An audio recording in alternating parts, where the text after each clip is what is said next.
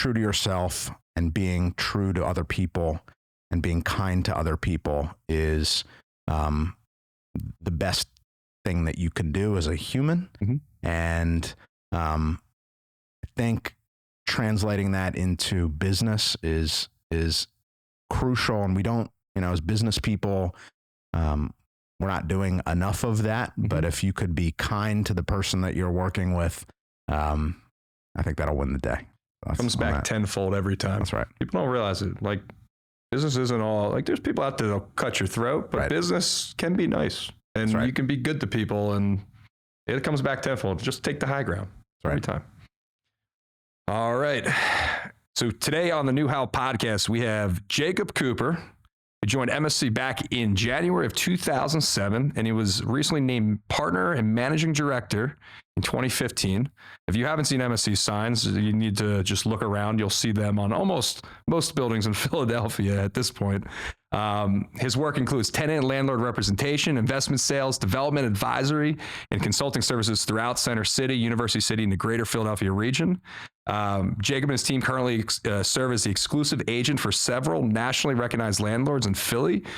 Some names you might recognize: Altera Properties, LaSalle Investment Management, Drainoff Properties, High Top Real Estate and Development, and Midwood Investment Development, and many others.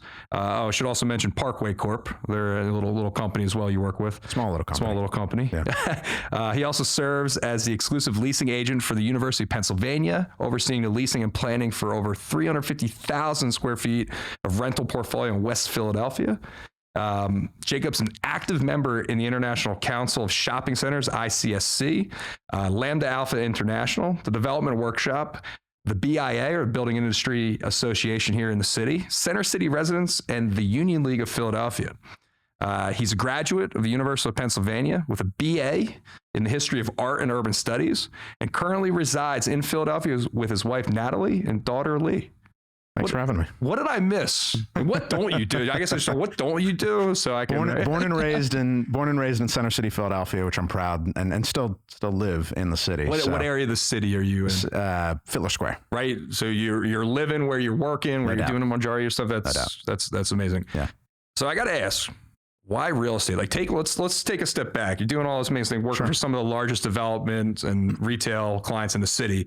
But let's start how you got here. Like, take me back to like when you're going for your degree at UPenn. Like, why? Like, talk to me about how you got into real estate. So, graduated in 2007, and at that point, was thinking about what the career path trajectory looked like, and during the senior year of college, I was able to actually get the Pennsylvania real estate salesperson's license because I knew I just wanted to have it, just to have fun and play around. And I went up to New York, had some interviews with some larger commercial brokerages up there. New York wasn't really my flavor at that point, and I decided to stay in Philadelphia. And I came to the conclusion that real estate really is an industry that is in the intersection of a lot of different types of things. It's clearly, it drives everything. Drives everything. It's a relationship-based business, which is a bit cliche, but it certainly rings true. But it combined my love of several different things. Urban living. As I mentioned, I grew up in the city. Primarily studied architecture in college, mostly architecture criticism, not practice as you. Politics, business, and it allows a person to explore what they want to do through a very entrepreneurial lens. And brokerages we'll probably talk about as the perfect intersection of that. And I was lucky enough to land the job, which I still at MSC, where I still reside, about 16 years ago. And what'd you start as? You came in, you're like... Started as a typical, entry-level sales agent. You're going to sit here and dial until you get dialing for dollars. So shortly after, I started in the fall of 2007, and the... that's the height of the crash. Right? The GFC started to percolate right as I got in the chair. Yeah. And from 2008 through 2010, it was dead. But it was an amazing learning opportunity. as a young salesperson with very limited expenses and not a lot of contacts in the industry to just create relationships. So that really, I think through COVID, having that experience right when I started really made COVID and the immediate aftermath of COVID as a salesperson who, is reliant on on income from transactions to really refocus and kind of gave me the confidence to just barrel through. Yeah, you'd seen it before. You saw, I mean, you never saw a global pandemic, right? You know, we didn't exist during the bubonic plague, but everything shutting down, deals stopping, deals falling apart. That was 07, 08 there. Here we are 12, 13 years later. It's like we're back at it. That's right. So, I'm so lucky to be able to say that I picked the right horse in a sense, that like I took a flyer on the industry, I took a flyer on the job, and here I am many years later. That's amazing. Yeah. So today, your role at MSC, to walk me through like what your day looks like as a managing partner, director over there. Like what do you do? Well, you get to the office. Yeah. So MSC is a group of 30 real estate professionals, mostly transactional brokers that are working in the realm of everything that you can think of with related to ground floor real estate. Yep. So we are representing active tenants in the market looking for space. We're representing landlords.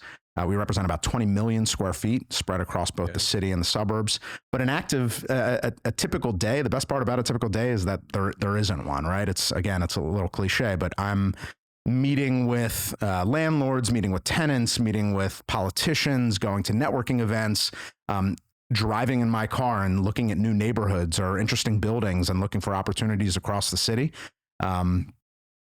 We again, the beautiful thing about the business and the job is that you can create your own path on a daily basis. But in terms of our firm, we have, as I mentioned, about 30 brokers spread all across the region, and I manage the folks that are really working in the city and in the surrounding neighborhood. So a lot of my time is within the city limits. And you mentioned, so the firm, landlord representation, right? You touched on investment sales, but like development advisory. So like talk about that a little bit. Sure. Like, do you have developers that are like, you're kind of guiding on, like, talk about that. So when a developer comes to us, and preferably we love to start those conversations as you do, way before the project is conceived or even designed, because it's important, especially regarding ground floor commercial space, that developers think about what the demand segment is in that particular area, location, intersection, trade area. You want to be able to capture and maximize the revenue from the commercial rent. And you want to make sure that you build something that the market reacts to. So when we advise developers pre-construction, we're talking about obviously size of spaces, shapes of spaces, ceiling heights, corner versus inline, loading, trash, window, signage, all of these things that I know you think about, but a lot of people, when they may give a designer, an architect, carte blanche to design something without the input, especially on the commercial side. And it's, and in some cases, how are you paying for that? Like, right. Like, did you negotiate the proper T&I with the landlord? Right. Like there's so many pieces. And in some cases we're speaking with developers, on particular pieces or, properties where we're actively trying to capture a specific tenant or a specific user, whatever that may be. It could be a grocery store, a bank, a fast food business, an office. And we're working with that developer to create a really attractive design to make sure that the needs of those users, which we know intimately well, are captured in the design. And again, it's those decisions are crucial to make pre-development, right before you put a pencil to paper, so we can give you the the directions to design it. The right parameters matter so much. That's right. Yeah. And as we talk about, listen, there's a lot of space out there. There's a lot of commercial ground floor space. There's a lot of office space, and developers need to differentiate themselves and really put their best foot forward from the very beginning. And even sometimes we're trying to sell a space off of a plan or a rendering. I want you to talk a little bit about the multifamily projects that are going up all throughout the city with first floor commercial. Yeah. What are those developers forgetting about? Because I want them to hear. Yeah. I want them to hear from you, like, because I will tell you from our end, right, when we are given that space, a lot of times those spaces are almost irrelevant. Mm-hmm. They're like, we need it to appease a CMX, 30 foot, rear, like don't make it an extra inch past 30 feet, right? Mm-hmm. Like talk a little bit about that realm and what you're seeing that's working well there, the developers that are attracting tenants to those spaces, but also like where can the improvements be? Right. So the reality of the market is that we're on the back end of a pretty substantial building boom, mm-hmm. right? There's been a lot of mixed use construction in the Philadelphia market, primarily in the northeast neighborhoods of Center City, but all across the city. And as you mentioned, a lot of those projects either they were required to, or that they just kind of blindly built a ton of ground floor commercial space. The urbanist in me is happy about that, right? You'd like to see ground floor activation because there are examples of other neighborhoods in Philadelphia, for example, Graduate Hospital, which 10 years ago or 15 years ago went through a larger building boom. Most of that development was single family in nature, right? And a couple corner bars here and there. Exactly. But a lot of those commercial retail spaces went away because the developers were not. You gotta walk 8-10 blocks north to get a sandwich someplace. Right, exactly. So I think the nature of Graduate Hospital from a zoning perspective is again primarily single family. There aren't a lot of larger commercial opportunities. Move to Northern Liberties, Fishtown, Old Kensington, very different. And there are you now have a pretty substantial stock of supply of space, and it's concerning right now. It's just the market. It's whether it's on the larger commercial corridors like Spring Garden or Girard, whether it's in the neighborhoods, you have a lot of the same type of space. So it's not just the amount of space, it's the style of space. These spaces are new construction, which typically are relatively more expensive to build than maybe an adaptive reuse or second gen space. So developers, what do we need them to hear? We need them to hear that we have a supply problem. Oversupply. Yep. There's a demand problem too. We as a city, we're not doing enough, and we haven't done enough to create a business climate to encourage small business expansion. And then finally, you have underwrites on these projects, which are problematic, meaning commercial rents that may have been underwritten 24 months ago are no longer valid, and rents are probably, I'm not going to give you a ratio, but they're substantially lower than where they were underwritten. Correct. And now there's going to be correction. So I'm screaming from the rooftops about the ground floor commercial space. You could say the same thing about office space in Philadelphia, which is another problem that's coming down the pike. And several buildings in Center City are now in special servicing and foreclosure, especially in and around City Hall. But this is not a problem that's going away. Yeah, and you're starting to see buildings trade in other cities for pennies on the dollar. Pennies. Like I just saw something in, I think it was Fort Worth, that literally like a $80 million building just traded for like 17 million. Like straight up, it was like hundreds of thousands of square feet, just dollars. I think the smart people will tell you that, as scary as it sounds, like a building like Center Square, which is 2 towers right across from City Hall, may in fact be worth negative dollars. Because of the $10 or $15 million of operating expenses that it costs and taxes. Those elevators ain't cheap to run. Right. People don't realize it's hundreds of thousands of dollars to maintain the elevators in those buildings. And then if you have no tenants, you're clearly running at a multi-million-dollar deficit. So it's a big problem. And what do I think will happen? I think in those neighborhoods, just like multifamily, the absorption will be a lot slower than what everyone wants it to be.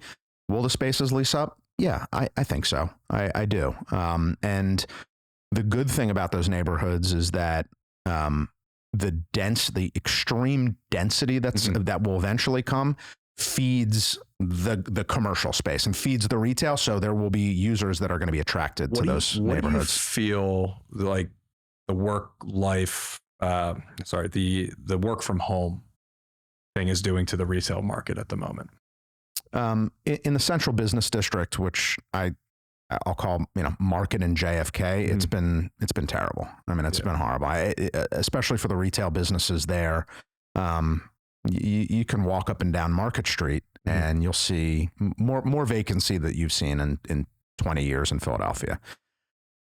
However, I actually think that the work from home concept ultimately will benefit Philadelphia as a city. Because of the proximity to New York and DC, because of the ability for our workforce again to get on a train and be in New York in an hour and 20 minutes, and because the city is just such a wonderful place to live, I think that will ultimately win the day. And work from home won't be as bad of a situation here as it is in other major metros. Yeah. Like you've seen like St. Louis, for example. Horrible. It's a disaster. Yeah. Like that is like, my fear is also too, like the city not understanding, looking at other cities, that it's literally decimating downtowns. Right. And I think to your point, we have a location here, right? The first rule of real estate, location. Like our location, you can't miss. Yeah. Right. Being in Philadelphia, your access to everything. I am more concerned with the fact that getting people to the city for work. Like I think the hybrid model needs to exist. Like let's get into politics for a little bit. You just saw Sherelle put out an article about bringing everyone back in the office 5 days a week. Right. I don't know if that'll be able to happen. I mean, it's like from a standpoint of like, there's other opportunities for employees today. Right? Like you can work from home and create an Etsy shop and make yourself $70,000 a year if you're selling right thing. That's right. Right? Like that's real. Yeah. Right? So if I'm working at a company now and you're not giving me at least some sort of flexibility to do my laundry, right? Like, or whatever, or be with my kids more, right? I think that COVID was a wake up call for businesses in general to figure that out. Now, do I think the businesses that are fully remote are going to survive? No, I'm seeing at least issues in our industry that, there's architecture firms laying off right now because they're starting to wake up and go, holy shit, what have we been doing for the last 24 months? We're not as effective. We're not as efficient. Our teams aren't working as effectively as they could be, and they're laying staff off. Right. So, and you also said in the beginning of this podcast, like, real estate is this intersection of everything. So if you're not driving people to these buildings, you're not putting people in there or bringing people in, like it's decimating the corner shop. It's decimating, Larry's Bagels, right? Like it's, you start to realize that these other businesses aren't going to exist if no one's coming and creating activity, whether that's working, living, whatever it is. I think we got the living down. I think living in Philadelphia, being hybrid and then being able to walk to things, that's good. Yeah. But you need the thousands of people additional coming down, tens of thousands of people coming into the city to work. You do. You need that to keep the pulse going here. And it'll show with those buildings, what if it's the vintage 1980s, 1990s office buildings along Market Street, most probably Market West, that are going to be empty. Yeah. And they may be boarded up. They eventually that probably will happen until they trade for $0. Yep. I just don't see them recovering to a point where they're going to be able to stabilize and trade back at a market value. So I think it's a problem. But as you mentioned, the diversity of Philadelphia's, like especially center cities flow, whatever you want to call it, tourism, retail, residential, convention, museum, it's all happening. What's not happening right now is getting people back to the office, especially those tenants that are along Market and JFK. Yeah. What is, and again, I want to stick on politics for a little bit because you're downtown, you're seeing it on the streets. What are possible tenants fearful of anything? What are they fearful of in Philly, and what are they excited about? So a lot of my day is spent speaking with brokers and tenants that are not familiar with Philadelphia. So we're doing the sales pitch all the time, almost daily. What are we telling them we're certainly telling them about the strengths of the city, meds and eds economy, walkable, livable, highly cultured downtown, accessible, what I already mentioned, and really, especially in the food and beverage industry and retail, just a good amount of activity and sales sales history on retailers that are actually performing exceptionally well. So we are, there's a lot of great things to talk about. What's been challenging, especially as you mentioned post-COVID, have been the quality of life issues on the street. I don't think we all know what the issues are. I'll give credit to Center City District, who really dug in, starting in COVID. I mean, obviously they've been active for 25 years, but the actions that they took immediately to really assist our what we call high streets, Walnut, Chestnut, and all the everything around, mostly in Rittenhouse Square, but largely in Center City, to help stabilize the environment. Clearly, many lingering issues, and I hope that Sherelle is. I know that she's focused on that as well. But unfortunately, it's still not a great. It doesn't look as good as it could. And when you're trying to, what we have to do really here is roll out the red carpet for people that are not here, because that's the only way that the Philadelphia economy is going to grow and stabilize. We have to do a better job of attracting new businesses to the city. What ideas to attract new business? Like, what can we do to businesses to get them here? Other national brands, like for example, we just had a brand come here. We did in Manioc is Benny's Pizza, right? Benny's Pizza has like 30 retail locations down in like Blacksburg, Virginia, like down south. Big pizza. They're the 28-inch pizza slice, right? Yeah. Shout out to Benny's and Nick and that whole team that's come up here. Their first location's here in Manioc. Right. They came to me. They said, Brian, like, we're thinking Temple, we're thinking Drexel, we're thinking, how do you get a company like Benny's that'll open up 10 locations in Philadelphia? What could you give to them? Call them. Yeah. It's as simple as that. Yeah. And that's my point. That's not happening right now. So first off, I would say we as a city, whether it's the brokerage community, we're already doing that, but it needs to come from the city. We got to have better PR. We need to be doing outward outreach. We need to say, hey, we're open for business. Look at us. Look at this incredible city, incredible community, great shopping, great eating, great living, great museums, great tourism. Come and test it out. Let's do a unit. Let us help you. And even, we'll set you up with a broker. We'll show you a few spaces. We'll treat you for a night at a hotel. Let's roll out the red carpet. So that's one thing. I think that we need, as a city, we have to be doing more outreach. And I bet it's not just in the retail game, but across all office sectors and business communities across the country, because it's very competitive, and for damn sure there are other cities that are doing a better job than us. Additionally, I would say that we as a city need to incubate small business better. We need to create venues and spaces and structures in whatever way that can happen for people that are making things and creating things in Philadelphia. Give them a platform and a runway to grow their businesses in Philadelphia and expand, because those are going to be the businesses that are going to be filling all of this vacant space 5 and 10 years down the road. There are amazing examples of naturally kind of occurring incubators. Shout out to Lindsay at Bach in South Philadelphia that has a tremendous wait list for people. We need to take that demand and spread it across the city. And then finally, I think, you're a business owner in the city. I think the question is, how welcomed do you feel in the city? Have you ever gotten a call from the city official to say, hey, Brian, really appreciate you locating in Philadelphia. Really appreciate all of the jobs that you're creating. Thanks for doing business here. No. Okay. The answer is no. Right. But so that call would probably go a long way. I have over 100 employees between all my business. Right. Crazy. Yeah. It was like, just keep paying your toll. You filed your tax. Like, it's not welcoming. It sometimes they don't want to. Like, it's just, it's weird. It's a weird business environment here. It has never once felt welcoming. Right. Ever. That's a problem. It is.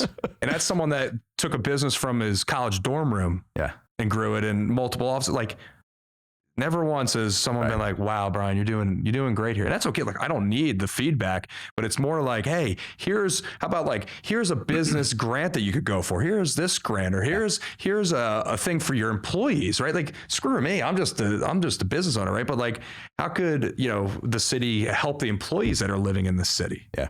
Right. Keep them here. Don't have them run to save money. Right. Well, a lot of the national tenants that we talk about, especially in the retail world, they have choices. Yep. They can go to Nashville. They can go to Dallas. They can go to Houston. They can go to Florida. They can go to Atlanta. These are all places that are really those cities are calling these tenants, and they're saying, let's roll out the red carpet for them. And that's the challenge that we have. And we obviously have the strength of the location, which helps. And that's where we're creating a lot of the opportunity, because there are tenants that are looking at DC, looking at New York, expanding in those cities. And it's kind of like, well, Philly, why not? Right. But that's not good enough. Yep. Have you heard anything such as words like, I can't put my money to work in Philadelphia and know it's going to be safe? And I'm not talking from a security standpoint. I'm talking like, you put money to work here now and they're worried that their zoning's going to change, or it might take them 4 years to get their permits, right? Like, yeah, I do hear that frequently, especially obviously from the development community. Yeah. Less so from the occupier tenant world. Like, hey, I'm going to open up and lease. But from the development community, absolutely. They've heard horror stories of projects held up in permitting for years. And like, again, we can do it somewhere else. That's even on the business front for the leasees, right? Like, even we've helped a couple businesses here actually on Main Street get open and started. People don't realize, but like, to get, even for an existing space that you're just going to light renovate, no structural stuff, go through that process, get your health department, get all your MEPs, your engineering. It's taking 10 months. Right. And that's us knowing what the F we're doing. Yeah. Like, it's a problem. And getting through. So like, now I'm a pizza shop, right? Coming up from Blacksburg, Virginia, opened up my first location in Philadelphia. It took them 10 months to get their permits. Not because anything went wrong, just the bullshit. Right. Like, the unfriendly business environment where like, F you, get your commercial activity license, fucking fill it out, then talk to me. Then like, it's bullshit. Like, how we get a more companies like that here? We gotta. There needs to be someone that like helps. That's even without a zoning process, right? Yeah. Like, you're a little. That's by right. That's by like right. By right. Get your pizza shop up. It took 10 months to get the fucking paperwork. Yeah. It's crazy. What are we doing? I know. And now it's like, oh, I kind of want to do this unique, innovative thing. No, you fucking don't. Good luck. Go talk to Sally, who doesn't want anything built here. Right. Like, that zoning process really needs to be examined and look at if we're going to become a first-class city. Right now, we're not even winning. We're not winning here yet. It's a good point. And I'll talk about, you walk around. I don't know if you've been to Austin recently. I've never been to Austin. But I love looking at it on Google Street View. Amazing. And you can the greatest part of all, there are a lot of great things about Austin, but the coolest thing about it is that you walk around these interesting neighborhoods and you can feel the creativity and the entrepreneurship, and that it flows through the retail environment, meaning you can feel and see the fact that people there are taking risk and taking chances on ideas and putting it out in the public realm. And what that creates are vibrant main streets, vibrant commercial corridors. No, here your brick is penetrating from the front facade. Here's a stop work order, and here's a shutdown notice. Grout your brick, and then we'll maybe let you finish. That's right. Yeah. What are we doing? Yeah. So there needs to be a major adjustment for sure. Yeah. All right, I want to get out of the politics. I want to get back to entrepreneurship and building MSC.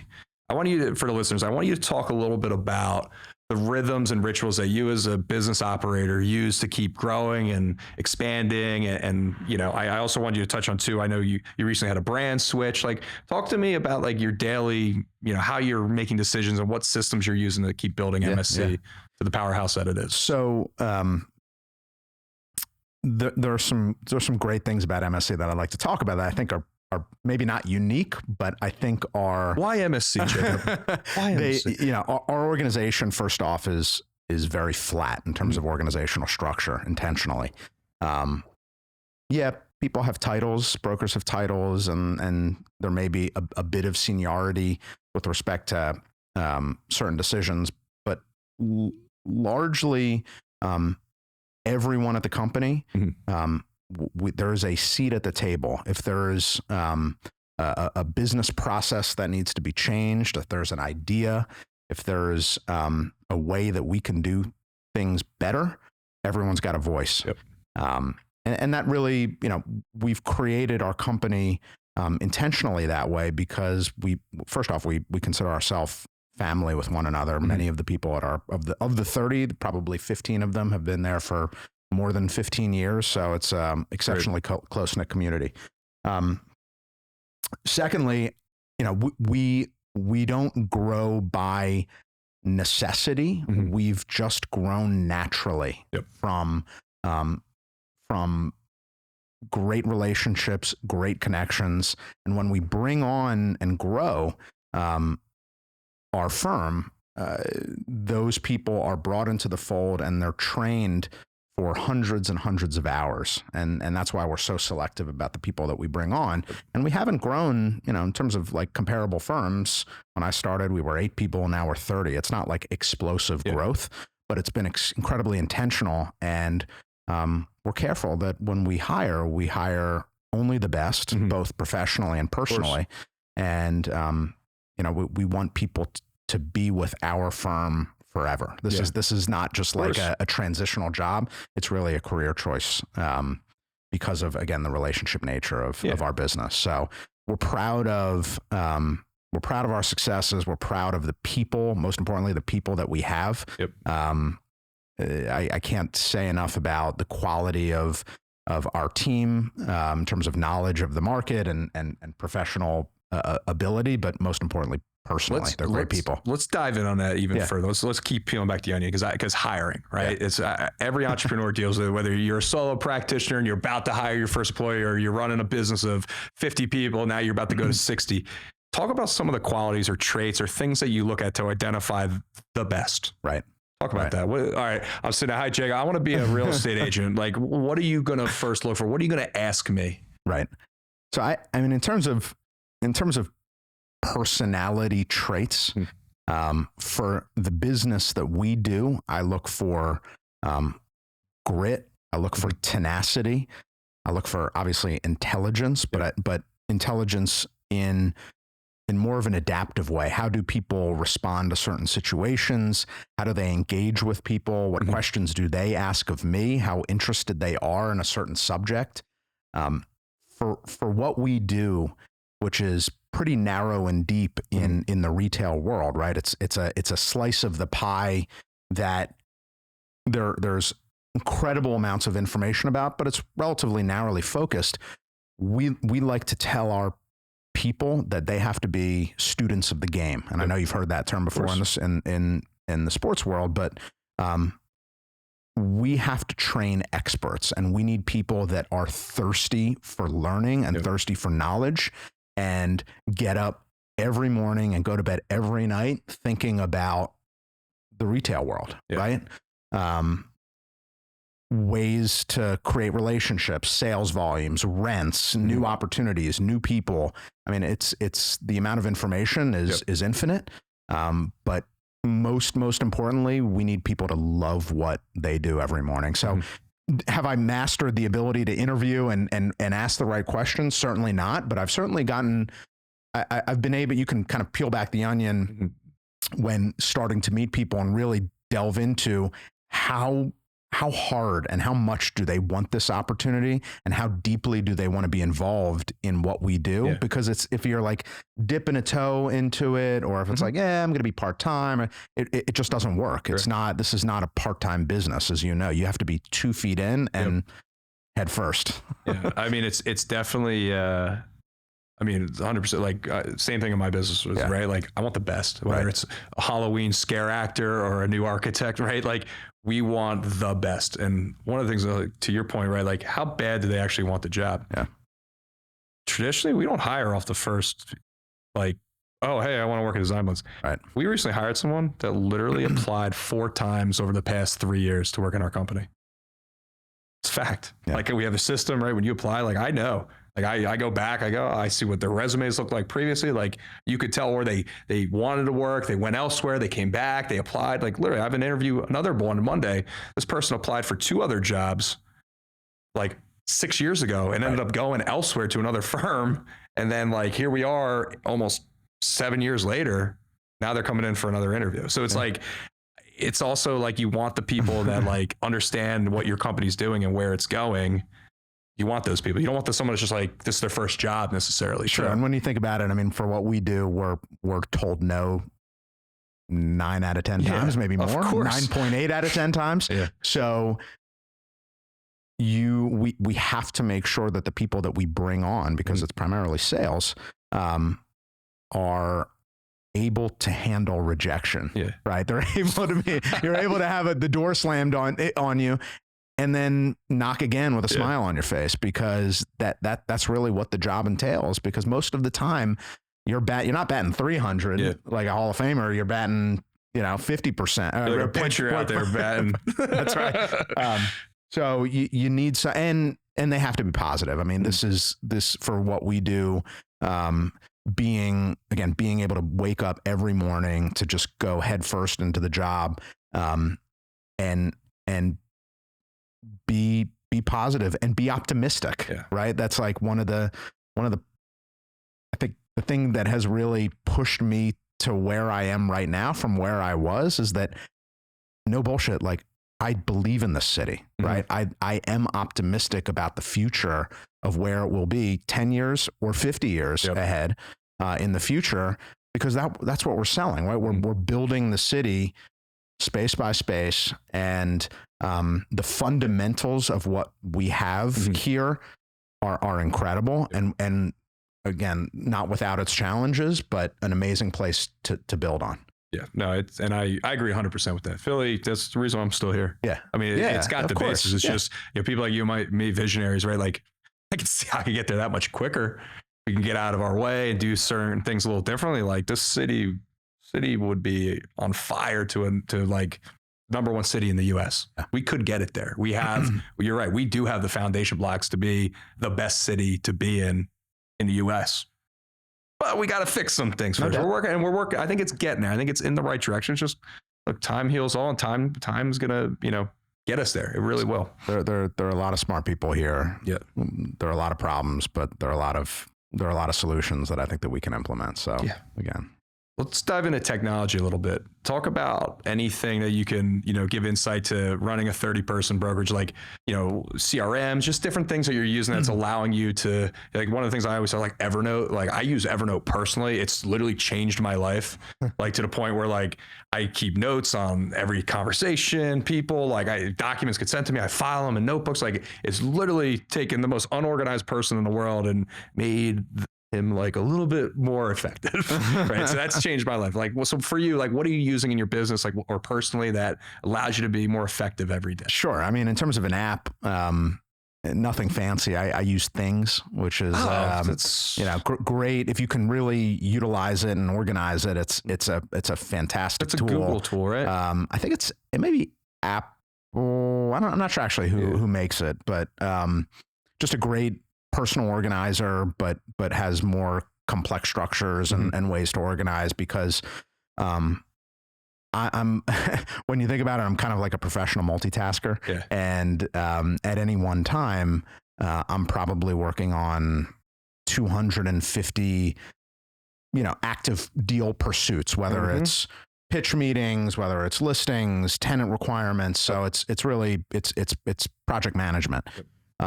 From a CRM standpoint, we, believe it or not, we don't have a centralized system for our firm, intentionally. Yeah. We certainly have a centralized database. We have a lot of shared informational tools amongst the brokers, but we actually let each individual broker or agent utilize their own CRM, and some do, and some do, and there are actually some exceptional real estate specific CRMs. But it's interesting in that commercial real estate is an industry that really, although there are a lot of financial, fintech tools that have been introduced to the industry, it's been largely unpenetrated from like a technology standpoint. It's kind of an old school, let's keep it intentionally maybe not as transparent. Yep. And maybe there are a lot of reasons for that, but we're not there yet. In terms of marketing, I mean, we're trying to do everything as innovative as we can, but at the core of it, the sales process that we do is kind of guerrilla marketing, old school outreach, and branding, as you mentioned. I mean, our brand, it's all changed recently. Maybe describe some of that. Yeah, I mean, we're the Pink Bear company. For many years, we had a bright orange globe as our brand, and that orange color really popped and stood out, especially on the signs out on the street. We went through a rebranding process probably about 6 or 7 years ago, maybe a little bit less.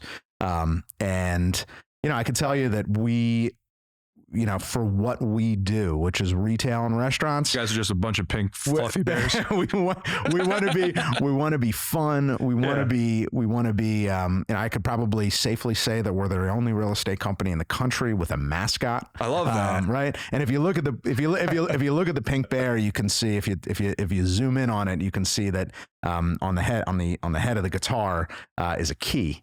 So kind of symbolic for opening the door to. Do you actually have a mascot costume? We do not, but it's been talked about to create for multiple Halloween occasions. That could be one of your interview questions. You could ask, like, are you willing to wear the mascot at our next event? Yeah, but we're primarily it's super simple. It's playful. It's fun. It's taking ourselves not too seriously because there are a lot of just boring, bland blue or black logos with people's last names on them, and what we try to do is just be fun and different. Running a powerhouse firm in the city. You're recently a new dad. Yep. Right? Yep. How do you deal with the work-life balance as an entrepreneur? What are things, techniques, what works for you? How do you manage that going on? Because, it's very easy for an entrepreneur to get consumed and forget what else is out there. Yeah. Mainly your family relationship, right? But talk about that. It's been challenging. I have to admit, for the past 14 years, I worked early mornings. I worked late nights. I worked weekends, at least one day a weekend. And you have to, because again, in our business, it's not a 9 to 5.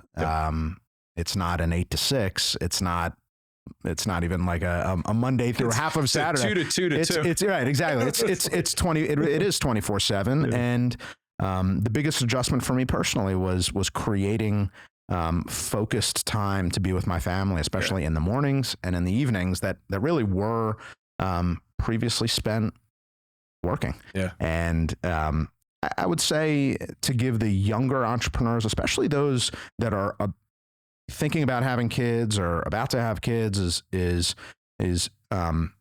making sure that your schedule is really tight and productive. Yep. Just there hasn't been a year in my professional career where I've had to make sure that I am protective of my own time and constantly, almost on a weekly basis, evaluating every hour, every half hour, every 15 minutes. Mm-hmm. Is this the most productive use of my personal time? Because it's super valuable at this point. But I'll just end on that. I would say that, again, especially for all the entrepreneurs, and a bit cliche, but I would say the reason for my success really is the extraordinary amount of hours that I dedicated to the craft early in my career. Largely because I didn't have a lot of other distractions, but it's crucial to be working at those off hours. Would you say hard work trumps skill every time? 100%. Yeah. I mean, 100%. I literally, I can relate. I have other friends, entrepreneurs that like a 20-hour day compounded 7 days a week when you're getting started. Like, you can't beat it. I don't care how good you are. Yeah. Whether if I'm not doing it right, I'm just going to spend another 8 hours and figure it out and do it right or do it better. Yeah. Right. Hard work with the right guidance, and that's what we try to do as leaders in my firm. We're on a daily basis making sure that the younger folks at our firm are guided and educated and taught how to conduct and how to learn. But no doubt, it's grit and tenacity and hard work. Some of those skills that I mentioned in the interview process. What's next for MSC in the business? Where you're headed? We have a lot of things, a lot of exciting things that we're working on right now. I mean, our presence in the region is great. I mean, as I mentioned, I've seen your signs way out there. We're working on about 100-mile radius around Philly, but we also have an office in Los Angeles. We're working nationally in about 30 markets. On behalf of landlords and universities, all kinds of assignments. We're actively working on a property management division where we can utilize the relationships that we already have to slot in our property management team, of which we've established, to work on specifically large format retail assets. Continuing to solidify relationships up and down the I-95 corridor, so doing more in Washington, doing more in New York and Boston. And obviously trying to grow the team. And so anyone that is looking for, if you've short plug, if you've liked what you've heard today and you really are interested in this part of the business, you'll have my information. You got to be the best, though. That's right. You got to be. Jacob will make sure you're the best. All right, before I let you get out of here, what's been your favorite piece of advice that's ever been told to you, or you've learned, or you've seen? What's like the one liner that sticks with you to like either keep you going, or you still live with today that makes it all happen for you? Yeah. Just do it. All right, Michael Jordan, it's been fun. I think